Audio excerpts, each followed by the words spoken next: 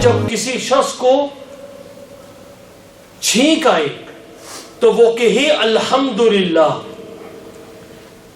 اب یہاں ایک سوال پیدا ہوتا ہے کہ چھینکنے کے بعد ہمیں الحمدللہ کیوں کہا جا رہا؟ تو علماء نے لکھا ہے جب انسان کو چھینک آتی ہے تو اس کے چہرے کی حیت تبدیل ہو جاتی ہے، وہ غیر معمولی اس کا چہرہ ہو جاتا ہے، اور جب چھینک ختم ہوتی ہے تو اس کا چہرہ اپنی کیفیت پر اور اپنی شکل پر واپس آتا ہے. اس پر وہ اللہ کا شکریہ ادا کرے کہ مولا تیرا شکر ہے کہ چھینک آنے پر میرا چہرہ تبدیل ہو گیا، تو آپ کا شکر ہے کہ آپ نے اس شکل کو اپنی کیفیت پر اور اپنی اس شکل کی طرف، اصل شکل کی طرف لٹا دیا جو پہلے تھی. ایسا نہیں ہوا کہ جب میں چھینکا تو میری وہ شکل چھینکنے کے بعد ایسی ہی رہ گئی.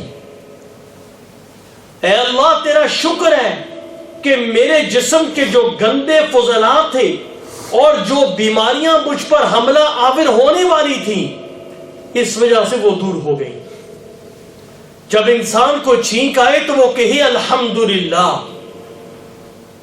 اور ہمیں اس بات کی طرف اشارہ کیا جا رہا ہے کہ قدم قدم پر اللہ کی نعمتوں کا شکریہ ادا کرو.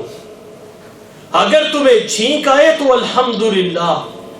تمہارے ہاتھ میں لقمہ آئے روٹی کا، سالن کا، کسی چیز کا بھی لقمہ آئے تو کہو الحمدللہ. تم نے منہ میں رکھا تو الحمدللہ، اسے نگلا تو الحمدللہ. مولا تیرا شکر ہے کہ تو نے مجھے قوت دی اس لقمے کو اٹھانے کی، منہ میں رکھنے کی، چکھنے کی اور اسے نگلنے کا. یا اللہ تیرا شکریہ. ہمیں یہ ہدایت کی جا رہی ہے.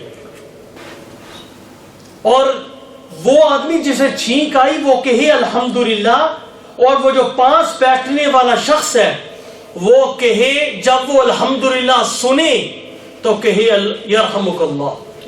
اگر اس نے الحمدللہ نہیں کہا، چھینکنے والے نے الحمدللہ نہیں کہا، تو سننے والے پر ضروری نہیں ہے کہ وہ اسے یرحمک اللہ کہے.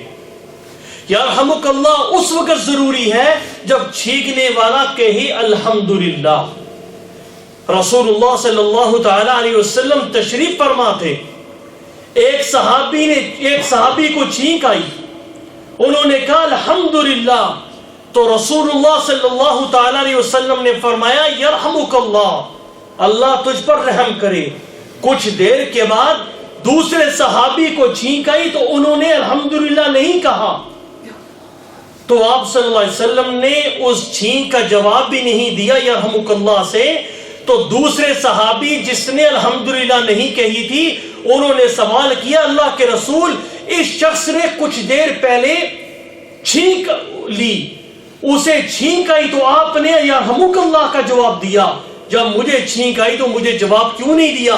تو اللہ کے رسول صلی اللہ علیہ وسلم نے فرمایا کہ میرے صحابی، اس شخص نے جس کو میں نے جواب دیا تھا اس نے الحمدللہ کہا تھا چھینکنے کے بعد، تو میں نے یرحمک اللہ کہا. آپ نے الحمدللہ نہیں کہا تو میں نے آپ کو یرحمک اللہ بھی نہیں کہا. تو یہاں سے معلوم ہوا کہ جس آدمی کو چھینک آئے وہ کہے الحمدللہ، پھر سننے والے پر واجب ہے کہ وہ اس کو جواب دے.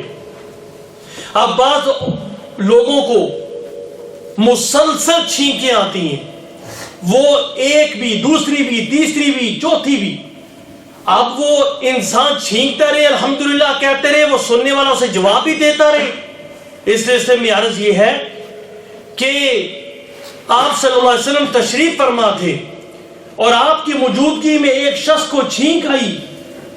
اس نے کہا الحمدللہ، آپ نے کہا یرحمک اللہ. پھر اسے چھینک آئی، اس نے کہا الحمدللہ، آپ نے جواب دیا. تیسری مرتبہ اسے چھینک آئی تو اس نے کہا الحمدللہ، آپ نے کہا یرحمک اللہ. چوتھی مرتبہ جب چھینک آئی تو آپ نے فرمایا کہ اس آدمی کو نزلہ ہے، اور آپ نے اس کا جواب نہیں دیا. لہذا انسان کو اتنا مکلف بنا دیا گیا کہ جب پہلی مرتبہ چھینک آئے اس کا جواب دینا واجب، دوسری مرتبہ چھینک آئے اس کا جواب دینا سنت، تیسری مرتبہ جب اسے چھینک آئے وہ الحمدللہ کہے تو پھر اس کا جواب تیسری مرتبہ دینا سنت ہے. اگر چوتھی مرتبہ آئے تو اس کا جواب دینا نہ فرض ہے نہ واجب ہے نہ سنت ہے. اگر کوئی دے گا تو یہ قابل اجر سب اسے جو ہے وہ اجر ملے گا، لیکن اس کے لیے ضروری نہیں ہے.